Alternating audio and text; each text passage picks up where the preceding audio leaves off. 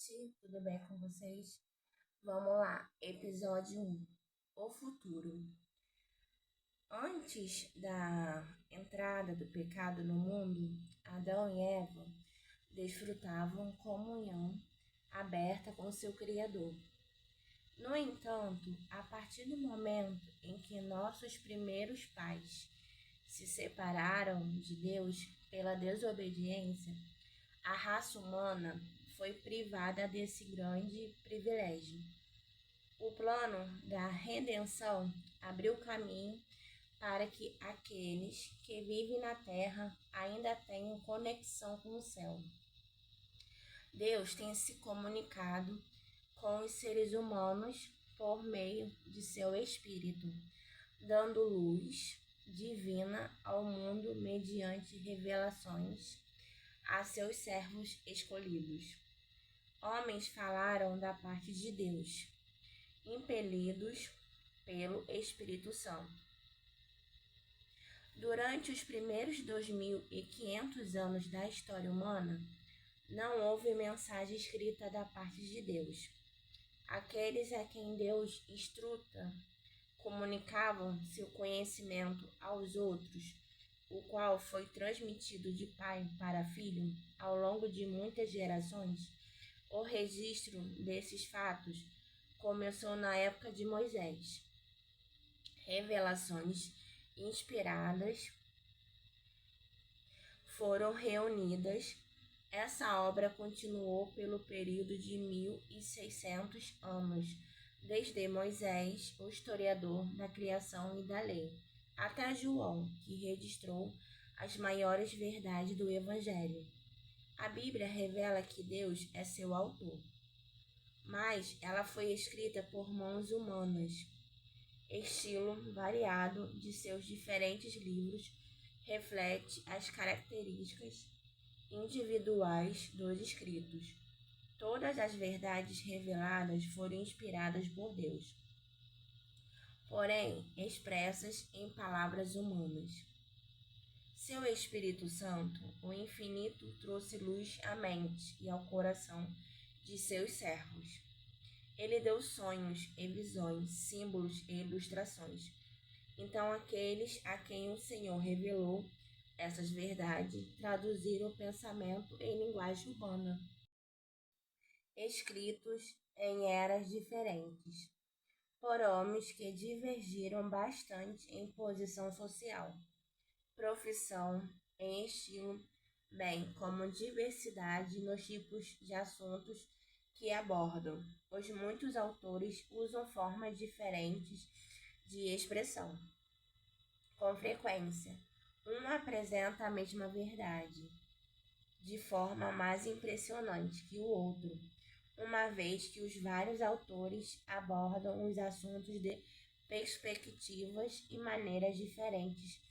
Os leitores superficiais, descuidados ou tomados pelo preconceito podem pensar que estão se deparando com uma discrepância ou contradição, ao passo que o estudante reflexivo e reverente, com percepção mais clara, reconhece a harmonia subjacente.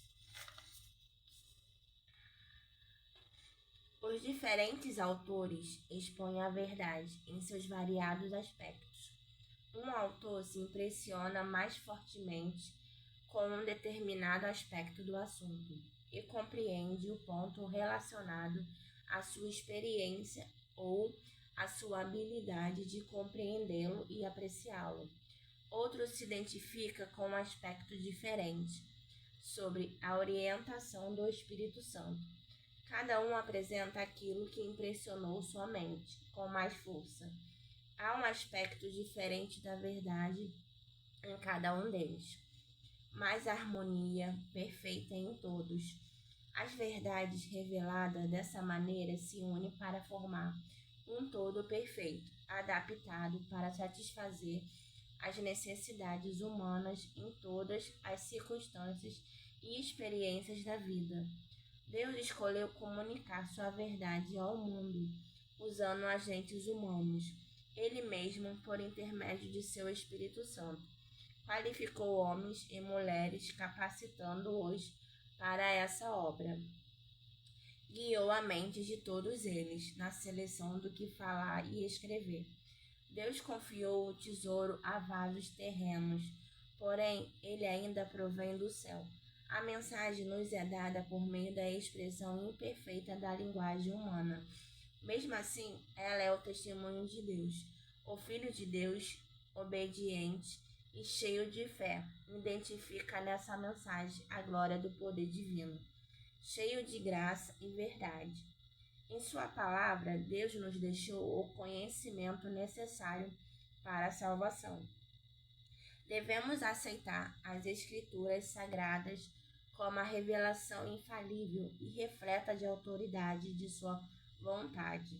Elas são o padrão do caráter, a revelação das doutrinas e a prova da experiência cristã. Toda a Escritura é inspirada por Deus e útil para o ensino, para a repreensão, para a correção e para a instrução na justiça, para que o homem de Deus seja apto e plenamente preparado para toda boa obra. O fato de Deus ter revelado sua vontade à raça humana por meio de sua palavra não torna desnecessária a presença contínua e a orientação do Espírito Santo. Pelo contrário, nosso Salvador prometeu dar o Espírito para abrir a palavra a seus servos, iluminá-los e ajudá-lo a aplicar os seus ensinos, uma vez que foi o Espírito de Deus quem inspirou a Bíblia. É impossível que seus ensinos sejam contrários aos da palavra de Deus. O Espírito não foi dado e nunca será para substituir a Bíblia, porque as Escrituras dizem explicitamente que a palavra de Deus é o padrão de prova de qualquer ensino e experiência. O apóstolo João diz: Amados, não creiam em qualquer espírito, mas examine os espíritos para ver se eles procedem de Deus, porque muitos falsos profetas têm saído pelo mundo. E Isaías declara: a lei e os mandamentos, se eles não falarem conforme esta palavra, vocês jamais verão a luz. A obra do Espírito Santo tem sido maculada pelos erros de pessoas que alegam ser iluminadas pelo Espírito e então dizem que não precisam mais da palavra de Deus para guiá-las. São governadas por impressões que imaginam ser a voz de Deus no coração. Mas o espírito que os controla não é o Espírito de Deus. Essa prática de seguir impressões enquanto se negligencia as Escrituras só pode acarretar confusão, engano e ruína. Serve apenas para auxiliar os planos do maligno, uma vez que o ministério do Espírito Santo é de importância vital para a Igreja de Cristo. Um dos planos de Satanás é usar os erros de extremistas e fanáticos para colocar a obra do Espírito em descrédito e levar o povo de Deus a negligenciar essa fonte de força que o próprio Senhor nos providenciou. Em harmonia com a palavra de Deus, seu Espírito continuaria a trabalhar no decorrer da era evangélica. Durante as épocas em que as Escrituras, tanto do Antigo quanto do Novo Testamento, estavam sendo produzidas, o Espírito Santo não parou de comunicar luz a mentes individuais, mesmo em separado das revelações que deveriam ser incluídas no livro da Bíblia. As próprias Escrituras contam como as pessoas receberam advertências, reprimendas, conselhos e instruções por meio do Espírito Santo em questões não relacionadas ao processo de escrita da Bíblia. Também menciona profetas em diferentes eras cujas mensagens não foram registradas. Da mesma maneira, depois que a Bíblia foi concluída, o Espírito Santo continuaria a trabalhar, a fim de iluminar, advertir e consolar os filhos de Deus. Jesus prometeu a seus discípulos: mas o Conselheiro, o Espírito Santo, que o Pai enviar em meu nome, lhes ensinará todas as coisas e lhes fará lembrar tudo o que eu lhes disse. Mas quando o Espírito da verdade vier, ele os guiará a toda a verdade e lhes anunciará o que está por vir. As Escrituras ensinam claramente que essas promessas, em vez de se limitar aos dias dos apóstolos, se estende à Igreja de Cristo em todas as eras. O Salvador garante a seus seguidores: e eu estarei sempre com vocês até o fim dos tempos. Paulo declarou que os dons e a obra do Espírito foram concedidos à Igreja com o fim de preparar os santos para a obra do ministério, para que o corpo de Cristo seja edificado, até que todos alcancemos a unidade da fé e do conhecimento do Filho de Deus e cheguemos à maturidade, atingindo a medida da plenitude de Cristo.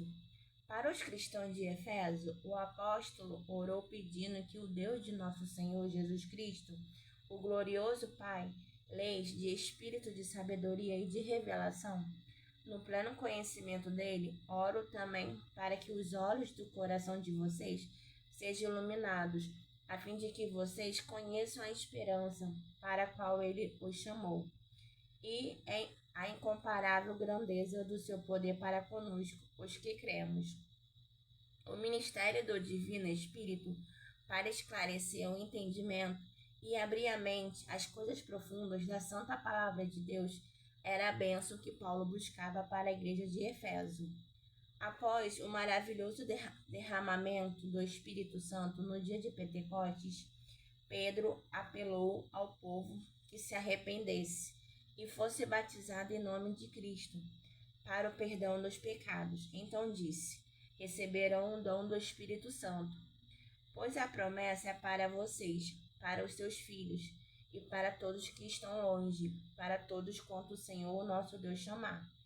Em conexão direta com as cenas do grande dia de Deus, o Senhor prometeu por meio do profeta Joel a manifestação especial do seu Espírito.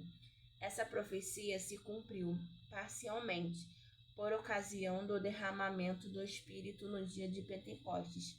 Entretanto, ela vai se cumprir por completo na demonstração da graça divina que acompanhará a obra final do Evangelho. O grande conflito entre o bem e o mal vai se tornar cada vez mais intenso. Até o fim dos tempos, em todas as eras, Satanás tem demonstrado sua ira contra a Igreja de Cristo, e Deus concedeu sua graça e Espírito a seu povo para fortalecê-lo a resistir ao poder do maligno. Quando os apóstolos de Cristo deveriam levar o Evangelho ao mundo e registrá-lo para todas as eras futuras, eles receberam a iluminação especial do Espírito, à medida, porém, que a Igreja se aproxima de seu livramento final. Satanás age com maior poder. Ele vem cheio de fúria, pois sabe que lhe resta pouco tempo. Ele trabalhará com todo o poder, com sinais e com maravilhas enganadoras. Ao longo de 6.000 anos, esse ser de extrema inteligência, que no passado foi um dos maiores dentre os anjos de Deus, dedicou toda a sua energia à obra do engano e da ruína. Todas as profundas sutilezas da habilidade satânica que ele adquiriu e toda a crueldade que desenvolveu durante essas batalhas das eras serão usadas contra o povo de Deus no conflito final.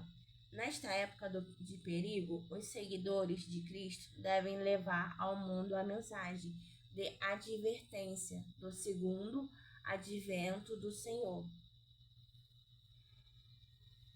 Seu testemunho deve ajudar a preparar um povo para permanecer em pé ao lado dele imaculado e inculpável por ocasião de sua vinda.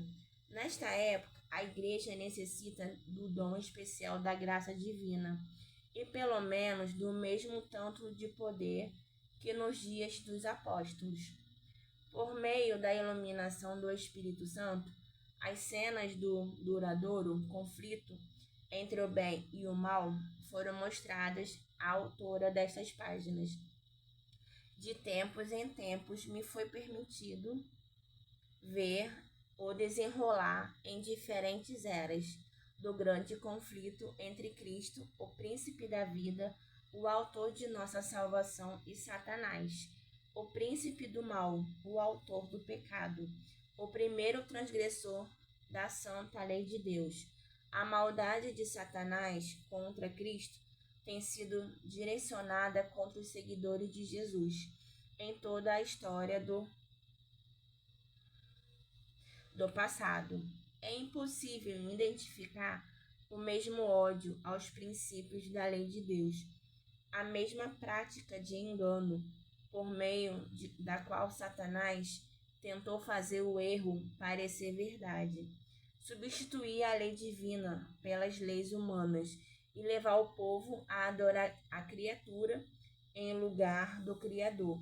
Em todas as eras, Satanás tem tentado continuamente fazer uma representação incorreta do caráter de Deus, levar as pessoas a se apegarem a um conceito falso do Criador e vê-lo com medo e ódio em vez de amor. O inimigo procurou descartar a lei divina, fazendo as pessoas pensarem que estão desobrigadas de seus requerimentos.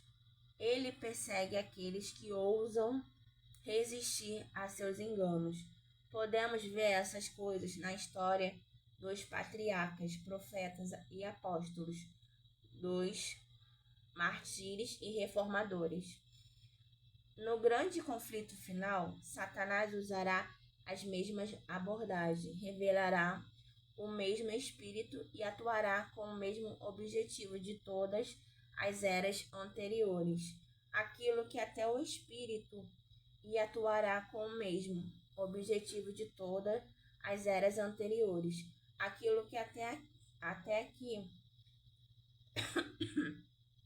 tem sido, continuará a ser, com exceção de que a batalha vindoura será marcada por uma intensidade terrível, de um jeito que o mundo nunca viu. Os enganos de Satanás serão mais sufis e seus ataques mais determinados, se possível. Ele enganaria até aqueles a quem Deus está salvando. À medida que o Espírito de Deus abria minha mente para as grandes verdades de sua palavra e para as cenas do passado e do futuro, fui instruída a tornar conhecido os outros aquilo que me foi revelado. Desta maneira, delinear a história do conflito. Vamos lá, gente, continuando. Em eras passadas, e de maneira especial, apresentá-la de uma forma que lance luz sobre a batalha futura que velozmente se aproxima. Ao fazer isso, tentei selecionar e agrupar os acontecimentos da história da Igreja de uma forma que mostre o desdobramento das grandes verdades que foram dadas ao mundo em épocas diferentes, as quais incitaram a ira de Satanás e o ódio da Igreja, que ama o mundo, as quais foram preservadas pelo testemunho daqueles que, diante da morte, não amaram a própria vida. Nesses relatos, encontramos uma prévia do conflito à nossa frente. Olhando para eles à luz da palavra de Deus e com a iluminação de seu Espírito, conseguimos enxergar os enganos de Satanás revelados e os perigos que devemos evitar se quisermos ser achados imaculados perante o Senhor por ocasião de sua vinda. Os grandes acontecimentos que marcaram o progresso da reforma em eras passadas são questões históricas bem conhecidas e universalmente aceitas pelo mundo protestante. São fatos que ninguém é capaz de refutar. Apresentei brevemente essa história de acordo com a perspectiva, resumindo os fatos no espaço suficiente para apresentar uma compreensão adequada de seu significado para nós. Em alguns casos, nos quais o historiador agrupou os acontecimentos, fazendo uma explanação ao mesmo tempo sucinta e abrangente do assunto, ou resumiu os detalhes de forma conveniente, suas palavras foram seladas para alguns deles. Porém, não se deu crédito específico, uma vez que as citações não foram feitas com o propósito de citar tal como autoridade, mas somente porque sua declaração oferece uma apresentação conveniente e convincente do assunto. Ao contar sobre a experiência e os pontos de vista daqueles que realizaram a obra de reforma em nossos tempos, fiz uso semelhante das obras publicadas. Bom, gente, vocês tenham gostado. Até o próximo episódio.